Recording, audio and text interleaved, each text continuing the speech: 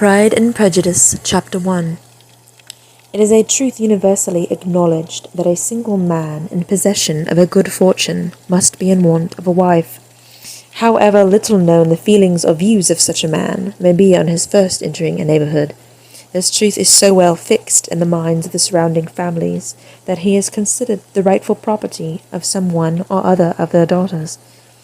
"My dear Mr. Bennet," said his lady next to him one day, "have you heard that Netherfield Park is let at last?" Mr. Bennet replied that he had not.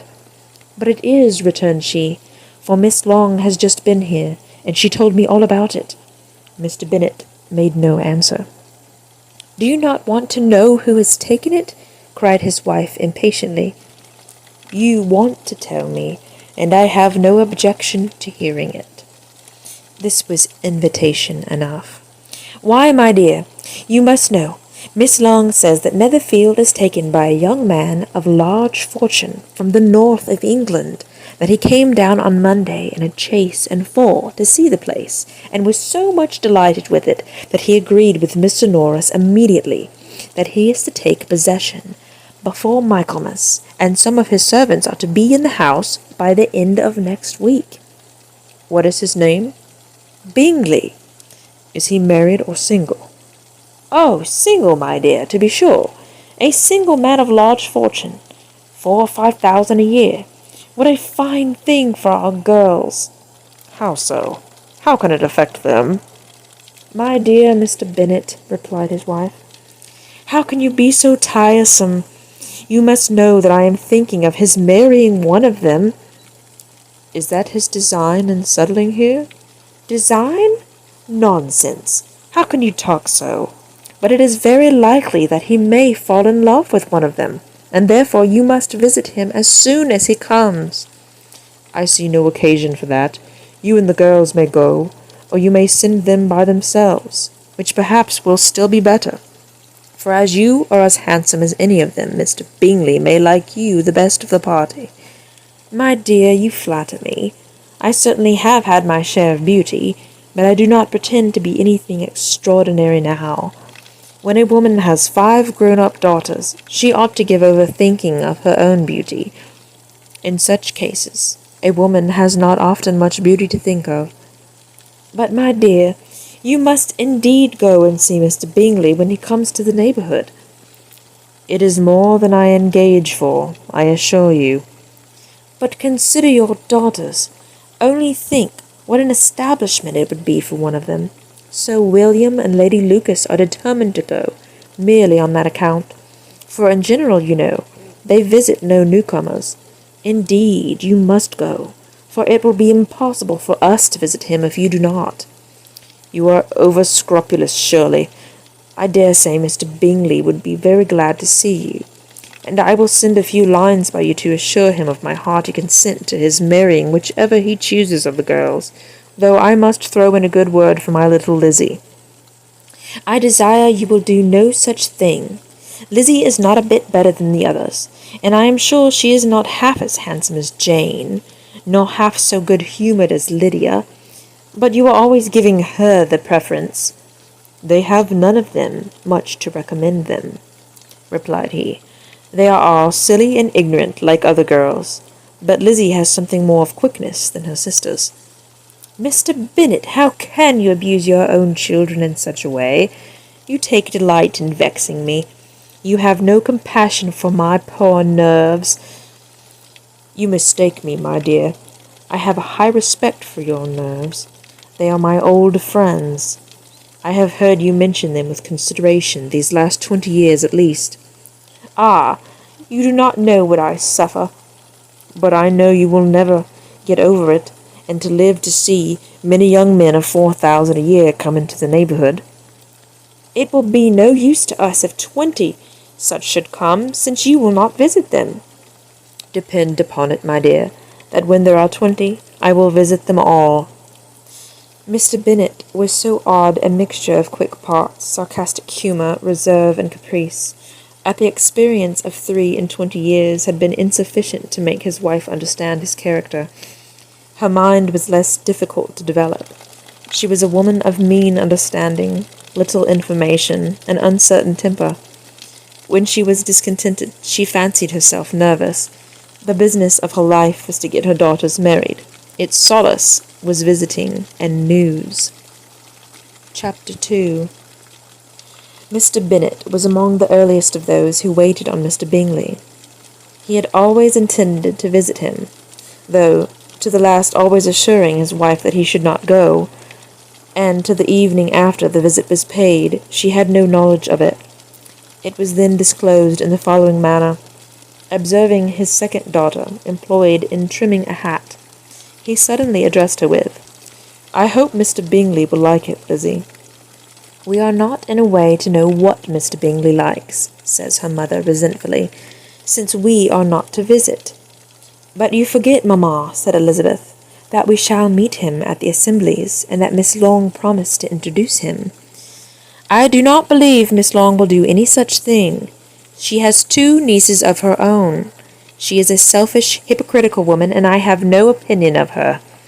"No more have I," said Mr. Bennet, "and I am glad to find that you do not depend on her serving you." Miss Bennet deigned not to make any reply, but unable to contain herself, began scolding one of her daughters. "Don't keep coughing so, Kitty, for heaven's sake. Have a little compassion on my nerves. You tear them to pieces." "Kitty has no discretion in her coughs," said her father. "She times them ill." "I do not cough for my own amusement," replied Kitty fretfully. "When is your next ball to be, Lizzie?" "Tomorrow fortnight." "Eh, so it is," cried her mother, "and Miss Long does not come back till the day before, so it will be impossible for her to introduce him, for she will not know him herself." "Then, my dear, you may have the advantage of your friend, and introduce Mr. Bingley to her." "Impossible, Mr. Bennet, impossible. When I am not acquainted with him myself, how can you be so teasing?" "I honour your circumspection. A fortnight's acquaintance is certainly very little. One cannot know what a man really is by the end of a fortnight. But if we do not venture, somebody else will, and after all, Miss Long and her daughters must stand the chance, and therefore, as she will think, it is an act of kindness. If you decline the office, I will take it on myself." The girls stared at their father. Miss Bennet said only, "Nonsense! Nonsense!" "What can be the meaning of that emphatic exclamation?" cried he. "Do you consider the forms of introduction and the stress that is laid on them as nonsense?" "I cannot quite agree with you there. What say you, Mary? For you are a young lady of deep reflection, I know, and read great books, and make extracts." Mary wished to say something sensible, but knew not how. "While Mary is adjusting her ideas," he continued, "let us return to Mr. Bingley." "I am sick of Mr. Bingley," cried his wife. "I am sorry to hear that. But why did you not tell me that before? If I had known as much this morning, I certainly would not have called on him. It is very unlucky, but as I have actually paid the visit, we cannot escape the acquaintance now." The astonishment of the ladies was just what he'd wished, that of Miss Bennet perhaps surpassing the rest, though when the first tumult of joy was over, she began to declare that it was what she had expected all the while. "How good it was in you, my dear Mr. Bennet, but I knew I should persuade you at last. I was sure you loved your girls too well to neglect such an acquaintance. Well, how pleased I am, and it is such a good joke, too, that you should have gone this morning and never said a word about it till now. Now, Kitty, you may cough as much as you choose," said Mr. Bennet, and as he spoke, he left the room fatigued with the raptures of his wife. "What an excellent father you have, girls," said she when the door was shut. "I do not know how you will ever make him amends for his kindness, or me, either for that matter. At our time of life it is not so pleasant, I can tell you, to be making new acquaintances every day, but for your sakes we would do anything. Lydia, my love, though you are the youngest, I dare say Mr. Bingley will dance with you at the next ball." "Oh," said Lydia stoutly, "I am not afraid, for though I am the youngest, I am the tallest." for the rest of the evening was spent in conjecturing how soon he would return Mr. Bennet's visit, and determining when they should ask him to dinner. Chapter 3. Not all that Miss Bennet, however, with the assistance of her 5 daughters, could ask on the subject, was sufficient to draw from her husband any satisfactory description of Mr. Bingley. They attacked him in various ways, with barefaced questions, ingenious suppositions, and distant surmises, but he eluded the skill of them all, and they were at last obliged to accept the second-hand intelligence of their neighbour, Lady Lucas. Her report was highly favourable. Sir William had been delighted with him. He was quite young, wonderfully handsome, extremely agreeable, and, to crown the whole, he meant to be at the next assembly with a large party. Nothing could be more delightful. To be fond of dancing was a certain step towards falling in love, and very lively hopes of Mr. Bingley's heart were entertained. "If I can but see one of my daughters happily settled at Netherfield," says Miss Bennet to her husband, "and all the others equally well married, I shall have nothing to wish for." In a few days, Mr. Bingley returned Mr. Bennet's visit, and sat about 10 minutes with him in his library. He had entertained hopes of being admitted to a sight of the young ladies, of whose beauty he had heard much, but he saw only the father. The ladies were somewhat more fortunate, for they had the advantage of ascertaining from an upper window that he wore a blue coat and rode a black horse. An invitation to dinner was soon afterwards dispatched, and already had Miss Bennet planned the courses that were to do credit to her housekeeping, when an answer arrived which deferred it all. Mr. Bingley was obliged to be in town the following day, and consequently unable to accept the honour of their invitation, etc. Miss Bennet was quite disconcerted. She could not imagine what business he could have had in town so soon after his arrival in Hertfordshire, and she began to fear that he might be always flying from about one place to another, and never settled at Netherfield as he ought to be. Lady Lucas quieted her fears a little by starting the idea of his being gone to London only to get a large party for the ball, and a report soon followed that Mr. Bingley was to bring 12 ladies and 7 gentlemen with him to the assembly. The girls grieved over such a number of ladies, but were comforted the day before the ball by hearing that instead of 12 he brought only 6 with him from London, his 5 sisters and a cousin. And when the party entered the assembly room, it consisted of only 5 altogether: Mr. Bingley, his 2 sisters, the husband of the eldest, and another young man. Mr. Bingley was good-looking and gentlemanlike. He had a pleasant countenance, and easy, unaffected manners. His sisters were fine women, with an air of decided fashion. His brother-in-law, Mr. Hurst, merely looked at the gentleman, but his friend Mr. Darcy soon drew the attention of the room by his fine tall person, handsome features, noble mien, and the report, which was in general circulation within 5 minutes after his entrance, of his having 10,000 a year. The gentleman pronounced him to be a fine figure of a man. The ladies declared he was much handsomer than Mr. Bingley, and he was looked at with great admiration for about half the evening, till his manners gave a disgust, which turned the tide of his popularity, for he was discovered to be proud, to be above his company, and above being pleased, and not all his large estate in Derbyshire could save him then from having a most forbidding, disagreeable countenance, and being unworthy to be compared with his friend. Mr. Bingley soon made himself acquainted with all the principal people in the room. He was lively and unreserved, danced every dance, and was angry that the ball closed so early, and talked of giving one himself at Netherfield. Such amiable qualities must speak for themselves. What a contrast between him and his friend! Mr. Darcy danced only once with Miss Hurst, and once with Mr. Bingley, and once with Miss Bingley. Declined being introduced to any other lady, and spent the rest of the evening in walking about the room, speaking occasionally to one of his party. His character was decided. He was the proudest, most disagreeable man in the world, and everybody hoped that he would never come there again. Amongst the most violent against him was Miss Bennet, whose dislike of his general behaviour was sharpened into particular resentment by his having slighted one of her daughters. Elizabeth Bennet had been obliged, by the scarcity of gentlemen, to sit down for 2 dances, and during part of that time Mr. Darcy had been standing near enough for her to hear a conversation between him and Mr. Bingley, who came from the dance for a few minutes to press his friend to join it. "Come, Darcy," said he, "I must have you dance. I hate to see you standing about yourself in this stupid manner. You had much better dance." "I certainly shall not. You know how I detest it, unless I am particularly acquainted with my partner. At such an assembly as this it would be unsupportable. Your sisters are engaged, and there is not another woman in the room whom it would not be a punishment to me to stand up with."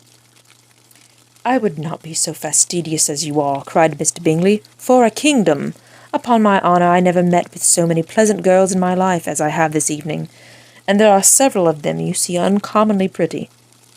"You are dancing with the only handsome girl in the room," said Mr. Darcy, looking at the eldest Miss Bennet. "Oh, she is the most beautiful creature I ever beheld, but there is one of her sisters sitting down just beside you, who's very pretty, and I dare say very agreeable. Do let me ask my partner to introduce you." "What do you mean?" And turning around, he looked for a moment at Elizabeth, till catching her eye, he withdrew his own and coldly said, "She is tolerable, but not handsome enough to tempt me.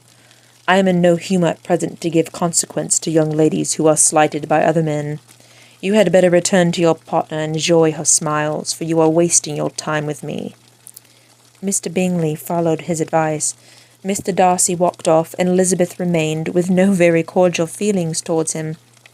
She told the story, however, with great spirit among her friends, for she had a lively, playful disposition, which delighted in anything ridiculous. The evening altogether passed off pleasantly to the whole family. Miss Bennet had seen her eldest daughter much admired by the Netherfield party. Mr. Bingley had danced with her twice, and she had been distinguished by her sisters. Jane was as much gratified by this as her mother could be, though in a quieter way. Elizabeth felt Jane's pleasure. Mary had heard herself mentioned to Miss Bingley as the most accomplished girl in the neighbourhood, and Catherine and Lydia had been fortunate enough never to be without partners, which was all they had yet learned to care for at a ball. They returned, therefore, in good spirits to Longbourn, the village where they lived, and of which were the principal inhabitants.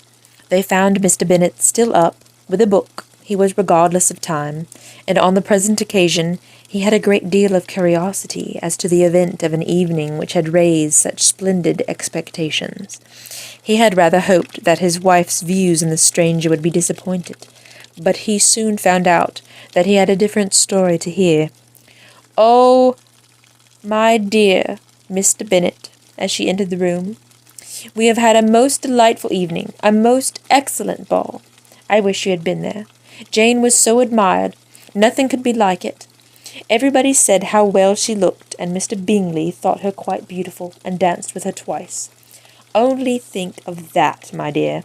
He actually danced with her twice, and she was the only creature in the room that he asked a second time. First of all, he asked Miss Lucas. I was so vexed to see him stand up with her. But, however, he did not admire her at all, indeed. Nobody can, you know.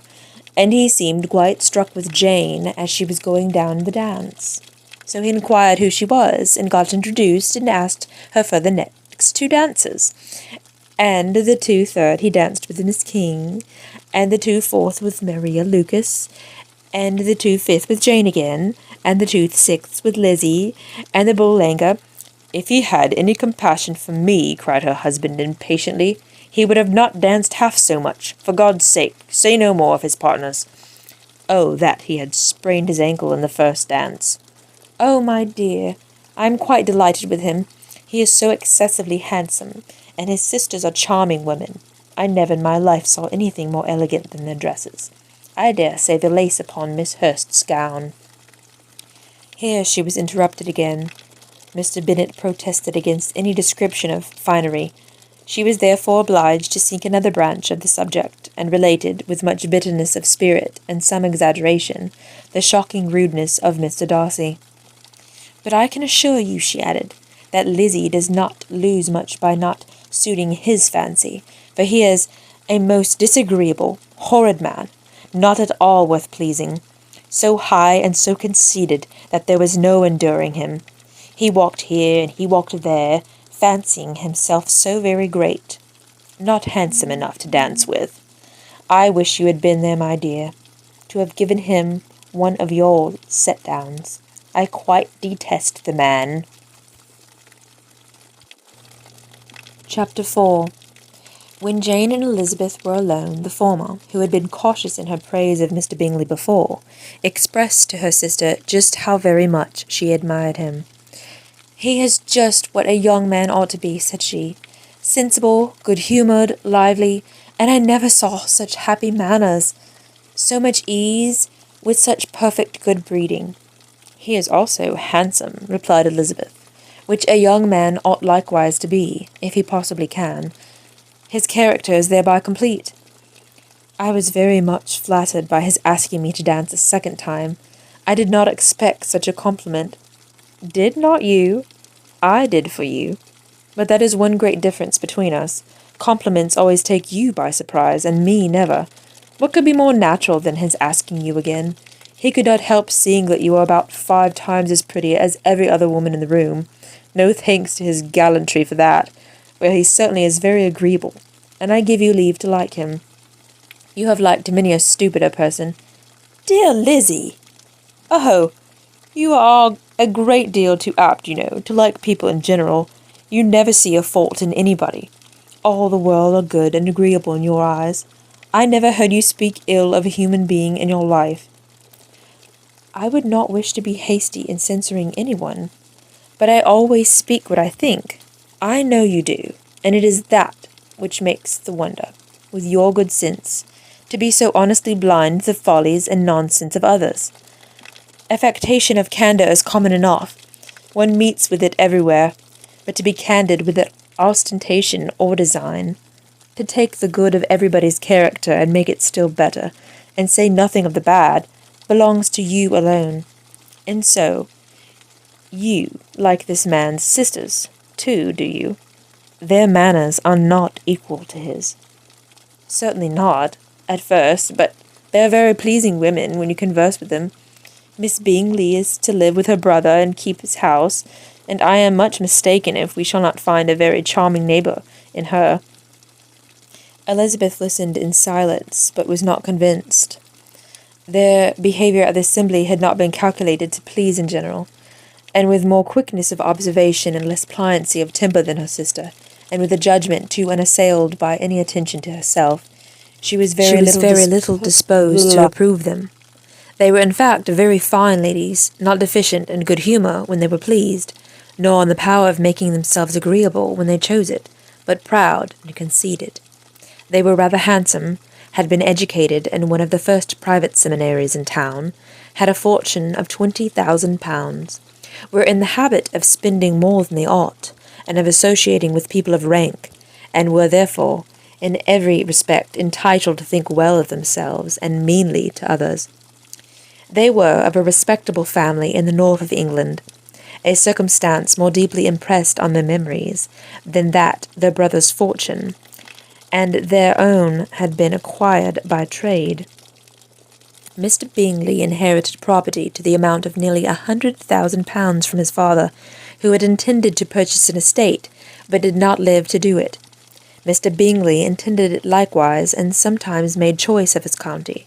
But as he was now provided with a good house and the liberty of a manor, it was doubtful to many of those who best knew the easiness of his temper, whether he might not spend the remainder of his days at Netherfield, and leave the next generation to purchase.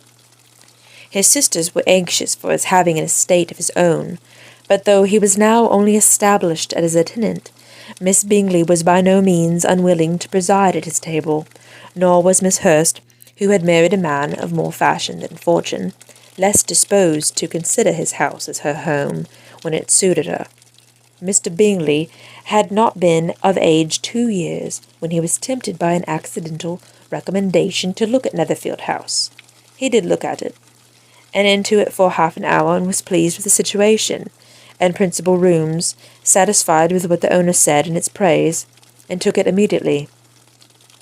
Between him and Darcy there was a very steady friendship, in spite of great opposition of character. Bingley was endeared to Darcy by the easiness, openness, and ductility of his temper, though no disposition could offer a greater contrast to his own, and though with his own he never appeared dissatisfied. On the strength of Darcy's regard, Bingley had the firmest reliance, and of his judgment the highest opinion. In understanding, Darcy was the superior. Bingley was by no means deficient, but Darcy was clever. He was at the same time haughty, reserved, and fastidious. His manners, though well-bred, were not inviting. In that respect his friend had greatly the advantage. Bingley was sure of being liked wherever he appeared. Darcy was continually giving offence. The manner in which they spoke of the Meryton assembly was sufficiently characteristic. Bingley had never met with more pleasant people, or prettier girls in his life. Everybody had been most kind and attentive to him. There had been no formality, no stiffness. He had soon felt acquainted with all the room, and as to Miss Bennet, he could not conceive an angel more beautiful. Darcy, on the contrary, had seen a collection of people in whom there was little beauty and no fashion, for none of whom he had felt the smallest interest, and from none received either attention or pleasure. Miss Bennet he acknowledged to be pretty, but she smiled too much. Miss Hurst and her sister allowed it to be so, but still they admired her, and liked her, and pronounced her to be a sweet girl, one whom they would not object to know more of. Miss Bennet was therefore established as a sweet girl, and their brother felt authorized by such commendation to think of her as he chose.